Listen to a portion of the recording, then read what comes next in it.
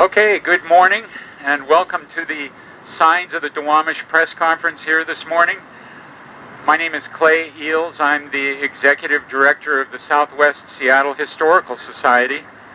And first off, I want to say that Seattle City Council member Lisa Herbold, I learned late last night, decided not to come this morning. We wish she could be here.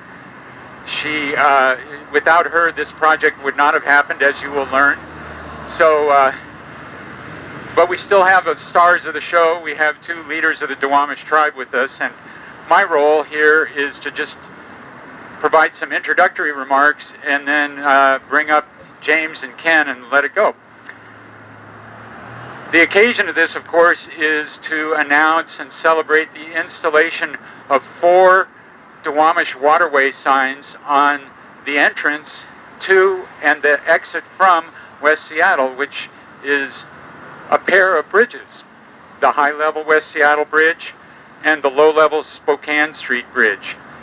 There are 4 signs total, 2 on the high bridge right at the crest in either direction, and 2 here on the low bridge, 1 in each direction.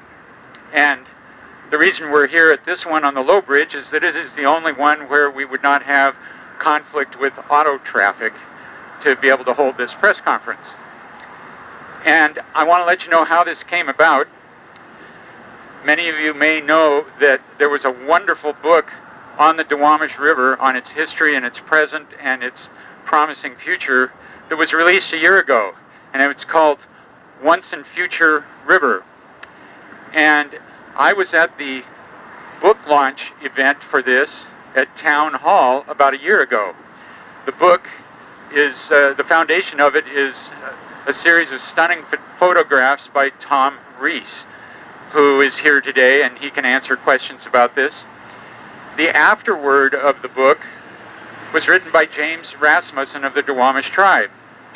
And so the photographer, the essayist, and the afterword writer were on stage talking about the book.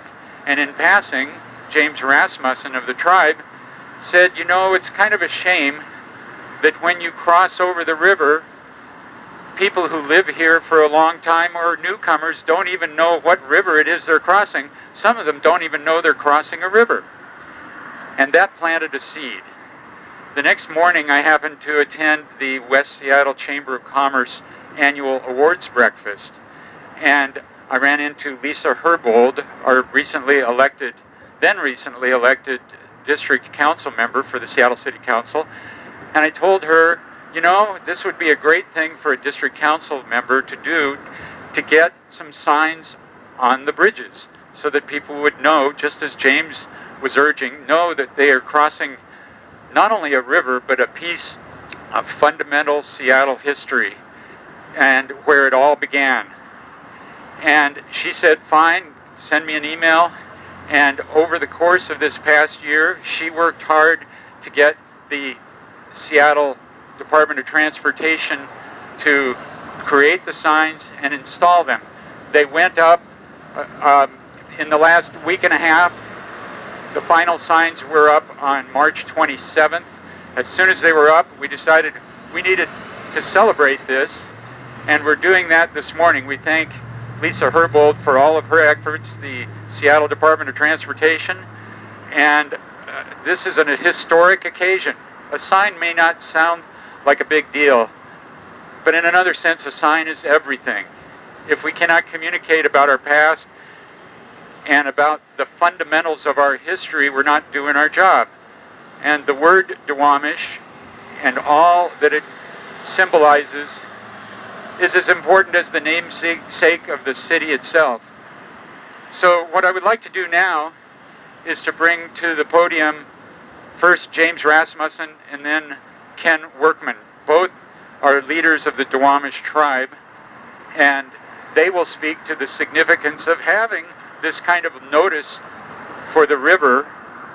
And you can feel free to ask them or me or Tom any questions you want. One quick little technical note, you may wonder, why doesn't it say Duwamish River instead of Duwamish Waterway? Well, that's because technically where we are is that the point where the river splits into two. It splits around Harbor Island, which is right beneath us, and it's at that point where it officially becomes the Duwamish Waterway. So that's why the sign reads the way it does. So we'll be back to answer questions, but James, why don't you come on up and talk about the significance of this and about why it's important for people to once again get to know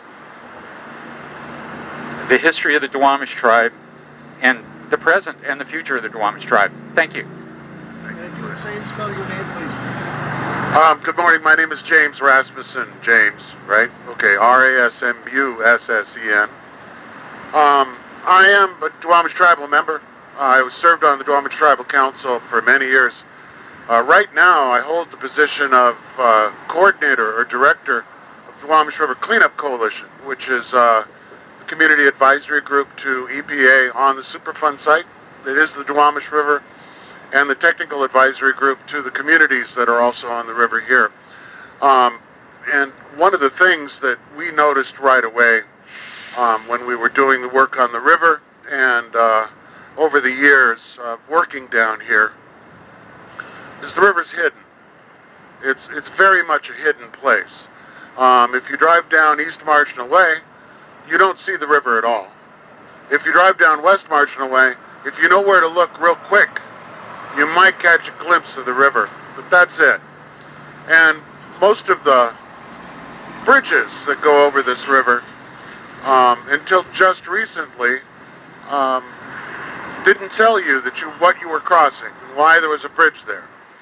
And so I would definitely like to thank Clay Eals for the work that he did on this. I mean, be careful what you say in public because somebody might take you seriously. And so thank you very much, Clay, for the effort that you put into this. And it's something that I hope that you're very proud of, because you should be. But the importance of having, as Clay was saying, signs and recognition of not just the Duwamish River, but people will ask, well, where does that name come from? And hopefully they will start understanding the history of this area a little bit more.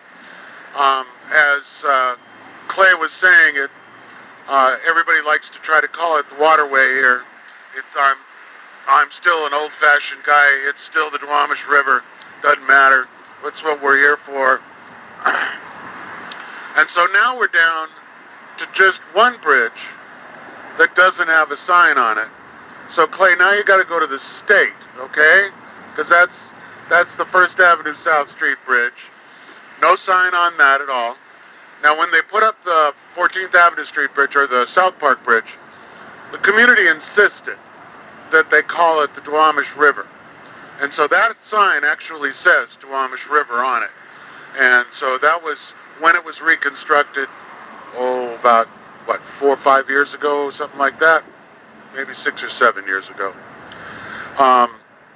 But it's a happy occasion today. It's happy to recognize the help that Lisa Herbold has been on this, and the Seattle Department of Transportation of just going ahead and getting stuff done. And even a little thing like this is an incredibly important thing for people in the tribe, for the communities that are around the river, definitely for the people in West Seattle, and people that cross this bridge will now have an idea of where they are and maybe a place in history. So Clay, thank you very much for the opportunity. I'm going to bring up Mr. Ken Workman from Duwamish Tribe. He's actually current tribal council member and very, very active person in the community here as well. Thank you, James. I want you to know, most of you know this, Ken Workman is the great-great-great-great-grandson of Chief Seattle. Welcome, Ken. Thank you, Clay. Thank you, James.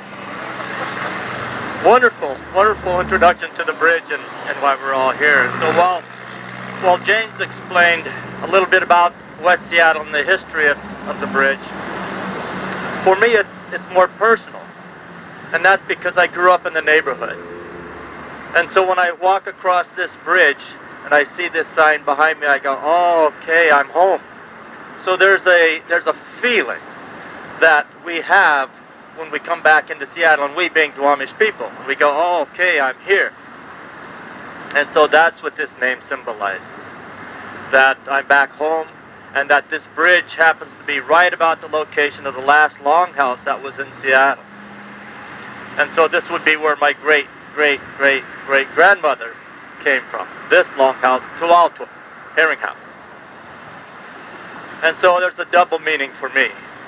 And so it's wonderful to stand on the bridge and look out across the Duwamish River and look at the hills and see all of our wonderful friends who use this bridge every day.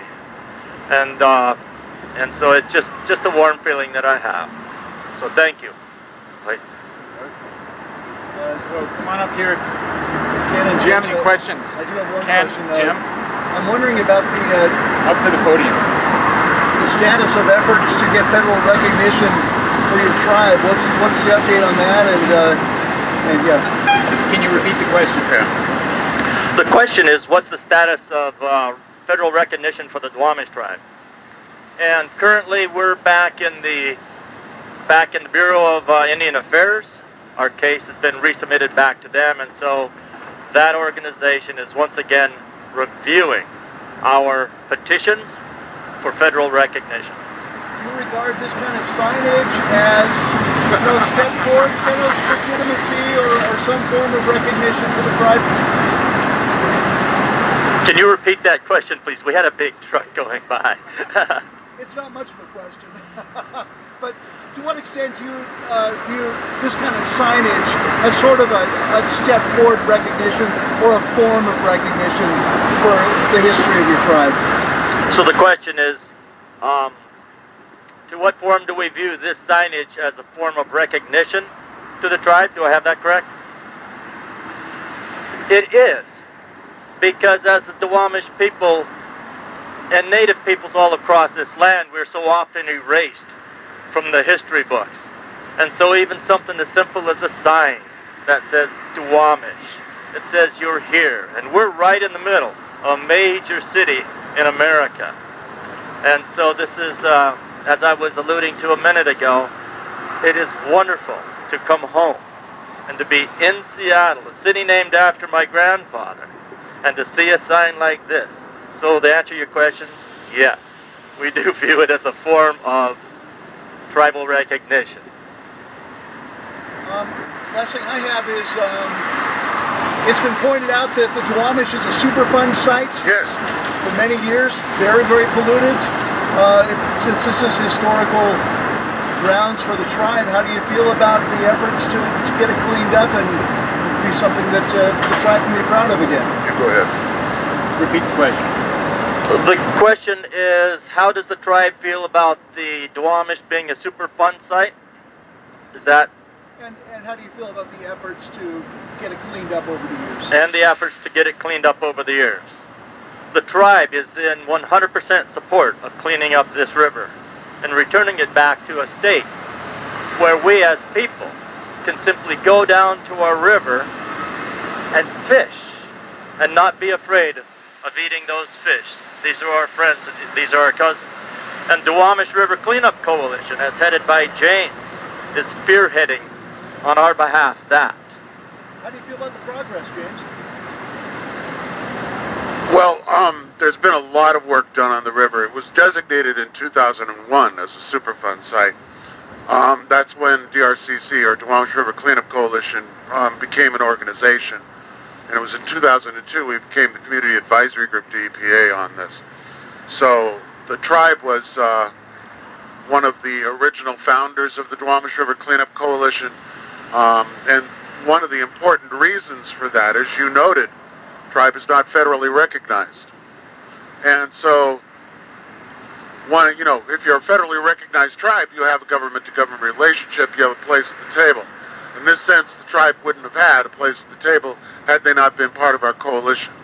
And so now through the coalition, just as the communities and other groups that we have, like Puget Sound Keeper, Washington Environmental Council, all kinds of different groups that are part of our coalition have a place at the table and can really be active in what's going on the Superfund site. I'm going to tell it in a little different way. The way I was taught when I was a young kid, that the river and the places around here, one thing you should know today is that there's more variety of wildlife now on the Duwamish River than there is any place else in the city of Seattle. I'm going to say that again, okay? There's more variety of wildlife on the Duwamish River and around it than there is any other place in the city of Seattle. That's the big parks that we have and everything else. And for me, the way I was taught is that wildlife and like cedar trees and those things, they're part of my family, okay? Because just as I am native here, so are they. And so those are my cousins, my aunties, and my uncles, and I care about them. And so when you say, you know, how do we feel about the effort that's been done, we feel real positive. Over half the contamination has already been taken out in the early action sites that we have. Now we got a big job ahead, the other half, right? And sometimes it's the second half that's a little harder. But there's a lot of planning and everything else going on. I will say this, there are concerns throughout the cleanup effort and everything else because of our new administration. Cutting 31% of EPA's budget and other things that have already been cut have affected the cleanup here. We've come too far to slow down or stop this process now. We really need to be able to move ahead. And that's not just for the wildlife that are here, that's not just for the communities that are here, that's also for the industries that are here.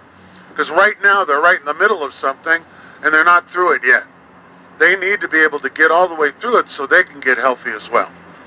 And so it's really important that we think about those things as we listen to some of the rhetoric that comes from Washington, D.C. today. I think that it's incredibly important to keep the funding up for this project and get the job done. Okay? Mr. Rasmussen, is there a particular project right now that's kind of in limbo, awaiting a decision, awaiting funding? I know that the cleanup is so many different components. James, can you repeat the question? I was asked if there was any particular project that's going on that has kind of been stopped or slowed down.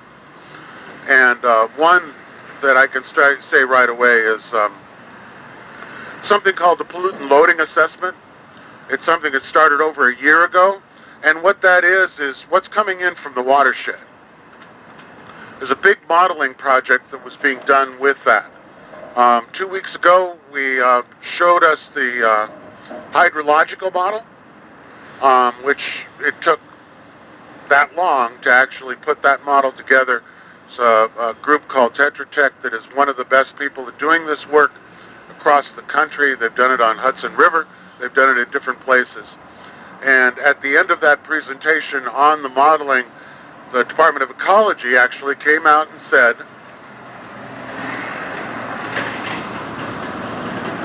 we're looking for help with modelers. You know, so any agencies or anything like that that has modelers within their staff, we would like to be able to talk to you about sharing some of those people. And that upset me.